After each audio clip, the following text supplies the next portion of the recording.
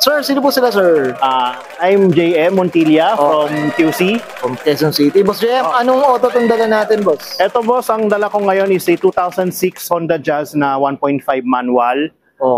Converted na to MMC since before naka-premium setup pa to. Pilatan ko lang kit since medyo may problema yung dating bumpers. So ngayon parang ito MMC look na. MMC look na siya. MMC. Yes. Okay. Boss Jem, syempre very curious sa mga ka-auto natin. Paano po ba kayo nahilig sa pagkokotse, boss? Sige. Ever since pagkabata na mahilig na ako sa sakyan eh. Ever since bata pa talaga as in preschool, nagtuturo-turo na ako ng mga kotse.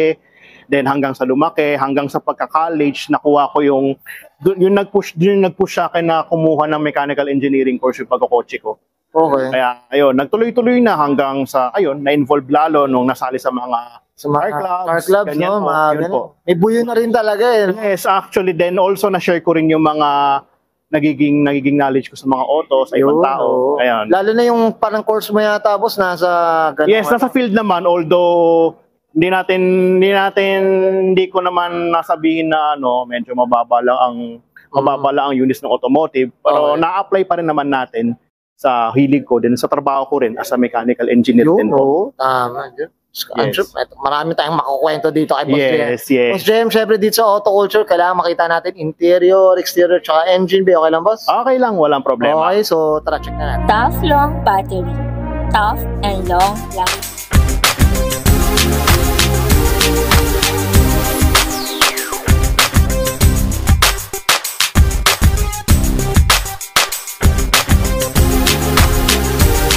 Okay, sa pang-interior tayo, Boss Jem. Anong meron dito, boss? Sige. Ito naman is ito lang, normal lang na stock seats lang naman. Tapos deep dish matting ako kasi since tag-ulan, malaking tulong to kasi madali linisin.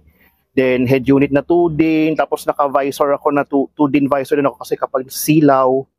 Then dashcam is a must. Also itong CarMate na blue lens na yung CarMate na blue lens, although medyo mas malaki siya tingnan. Pero parang anti-glare na. Anti-glare na rin siya. Blue lens, anti-glare. Then, manibela, naka-momo tuner ako na manibela, naka-quick release na rin. Then, hub na Elevo. Then, Otol na X60 na OBD2 gauge. Dito ko na-check yung mga temperature ko, engine temp, lahat ng lahat ng yung parameters ng auto. Then, dito, wire lang. Then ito, dating cigarette lighter to, kinonvert ko lang to USB. Kasi hindi naman ako hindi naman ako nag-UC. Kinonvert ko na siya. Shopee ko na nabili to. Ganunin ko na sa akin. Kinonvert ko lang kasi hindi ko naman nagagamit kasi yung cigarette lighter kasi hindi naman talaga ako nag-UC. Oo. So maglalagay ka pa ng disaksak. Disaksak. Kinonvert ko na lang. Kinonvert ko na lang siya. Yes. Tapos, ano pa bang Itong wiper stock ko, hindi na to stock. Kinonvert ko to na may fog light switch. Then, dito naman yung sa side mirror, since naka-retract na to JDM retract na to.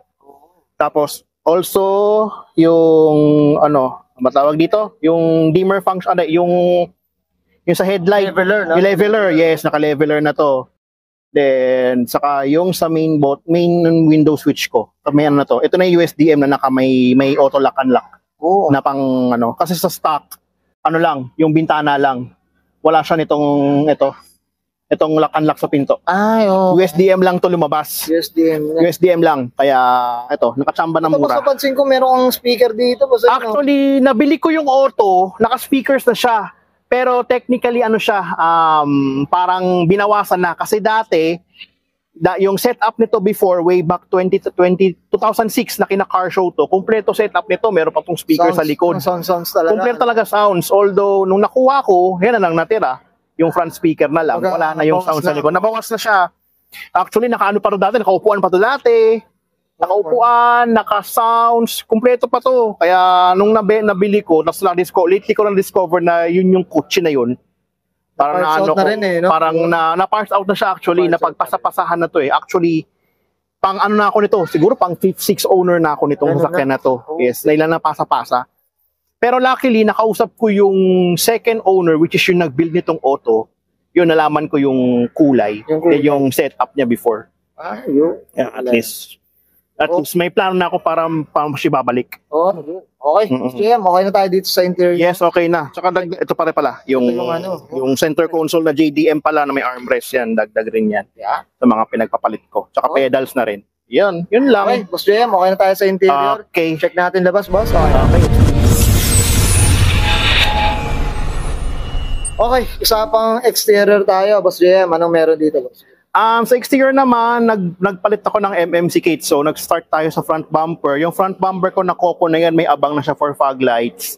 Kasama na yung mga grills. Then, naglagay na lang ako ng red H. Then, bumili ako ng fog lights na hiwalay. Then, naka-rainbow lens na rin yan. Rainbow Oh. fogs yan. Oo nga. Saka rainbow fogs na yan. Then, dito naman, yung kulay niya, ito talaga yung kulay niya before. Nag-fade lang. Ang pagkakabanggit ng owner before is ano siya, yung DuPont High Hues na Sinful Cinnamon. Yun ang kulay niya talaga. Okay. Pero So, parang ang dating niya yung maroon na ano eh. Yes, before, ang itsura niya parang red-orange. Oh, yun, red orange. Red-orange siya before, so nag-fade lang, kaya naging medyo kulay kalawang na. Hindi ka lawang. Then, yan, side mirror ko, yung JDM retract na. Then yan, side Ito. skirt sa MMC. Then sa mugs ko naman is rotary lids. Although medyo yung gitna, medyo natuklap na yung paint. Then sa gulong ko, Ito yata yung gram lights eh, no? yan yung pinagayahan niya is yung Gram Light 57 maximum. Oo. Ang pinagayahan niya. Pero rotary lids lang yan. Mga panahon natin to, ma. Yes. Yes, then yung sa gulong naman, nakaano pa ako, RE003 pa na Potenza, 19555. Oh, medyo masarap tong gulong na to, sir. Although, medyo matagal na sa akin yung gulong, since 2020 pa. Pwede nang pang ano to? Okay naman, pwede, may kapit pa naman. Na to, May kapit pa makakapit naman, kahit na medyo pa. May kapit pa naman siya, kahit Oo. expired na. Pwede na, pwede. Then, sa likod naman, ito, MMC wing, ito pinagmanahan na sa akin ni Nico. Then nagpalit ako ng shark fin antenna, then yung JDM mode na wiper. Then clear taillights, ito isa sa mga mahal na piyesa to. Nakachamba lang na mura. Oo. Then rear bumper ko medyo nakuha ko siya as is eh. Pero ano na, yung kumbaga terno na siya doon sa harap. Yes, turn na siya, MMC rear bumper MMC na na to. to. Although nagtabas ako dito para maglagay ng rear fogs. Binutasan ko yan para maglagay ng rear fog lights. Then as well, ang butcho ko, Kakimoto Auto Eddy. Okay. Pero yan, full exhaust na yan, all throughout. From headers, 4-to-1 na long headers, then naka-mid pipe na malaki, then, naka-mid pipe ako na 2-inch, then, na yung tulo. Busog-lusog na daw, mga ka. Sakto lang. Sakto lang. Okay. Boss JM, okay na tayo dito sa exterior. Yes, okay na. Sa pang makina tayo. Curious Okay. tayo. Sa Sige. makina tayo. Boss JM, anong meron dito, boss? Sa makina ko naman, all stock lang naman siya na L15 na kinulayan ko lang yung engine cover, valve cover, medyo nag-fade na nga yung valve cover. Then sa intake ko naman, ito, ARC siya na box na kinapi lang sa orig actually. Actually, copy lang to. Yung orig, ang pinagbilan ko to, pinagmoldehan lang sa orig, ginayahan lang sa orig. Kasi ang orig kasi, dito nakalagay yung sa sensor. Yun yung orig. Yung copy nilagay niya dito. Although orig nandito. Although Mas okay dito sa gilid, boss, kasi wala. although tumitiklop lang yung yung wire. Medyo matiklop lang. Oo nga. Pero okay naman, hindi naman nag-check engine, walang kaso. Yun ang importante. Oo. So, kaya ako nag-ARC kasi before, sa dati kong Just, sa GE, nakaganito rin ako parang ARC-inspired din na box. Okay. Yung tinatawag nilang Speedlab na speed box. Okay. Naka-speed box ako before sa GE, ganyan din. Ganyan din itsura. Kaya, so para makareceive ako ng cold air, ito, nagpagawa ko ng parang flexible duct. Yan, Ay, ito. oo. Kasi walang dito. Nagpagawa ko flexible, dito ko pinano sa, yan, dito. Yan, nakaano dyan. Tagos Lusot dito, nakakahigop. tagos lang. At least nakahigop ng malamig na hangin kahit papano. Kaya na may maintain yung yung temperature sa intake. Okay. Then ano pa ba? Ito lang, atong battery tie bar na Cusco na copy lang. Tapos nagpalit lang ako ng terminals. Ito, saka ito yung natatanggal ka agad na negative. Detachable eh, Detachable na negative. Para at least kapag magtatanggal ka, mabilis lang. Then, ano lang yan, yung mga rod hose, ginawa ko ng silicone rod hose yan lahat. Oo. Yan. Then, pati sa intake. Yun lang naman usually sa makina. Ito, boss, ano siya, no? Parang 1500. 1500 na siya, L15.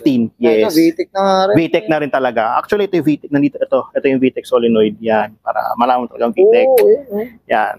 Yan ang binabayaran. Yan ang binabayaran talaga, yung BTEC. Yung BTEC solenoid. Bitik solid nila. Yan yung nagpapabitek dyan. Yan. Yung solenoid yan mismo.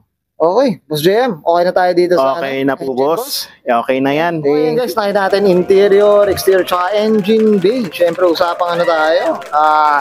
MMC look dito sa kay Boss JM Montilla. Boss JM, siyempre ano tayo? Shoutout na tayo, boss. Sige po. Shoutout ko pala yung grupo ko, Fit Pilipinas, as well as itong bumuo ng meet namin ngayon kay sa GDPH. Community lang siya ng mga Just GD na yun, nangyari na yung aming second meet na hindi ko na-expect na sobrang dami pala mga buhay na GD. And as well, shoutout ko rin sa mga magulang ko, sa mga kapatid ko, then sa airpads ko, nasa Davao. Ayun, kakagaling ko lang ng long haul na road trip. So, ano pa? Ano pa? May ano pa? Long haul road trip na diretsuhan yun eh. Kaya medyo ano pa, may hangover pa. Ayun. Hangover pa doon sa road trip. Yun, ingat-ingat kayo dyan palagi. Yun, Yun lang. Okay. Okay na, Boss JM? Okay na po. Okay, so guys, sasabayan ko na answer JM Montilla. Pasok ka ng 2006. Usapang Honda Jazz 1.5 manual, mga kauto. Usapang MMC look, and this is Zoro Culture.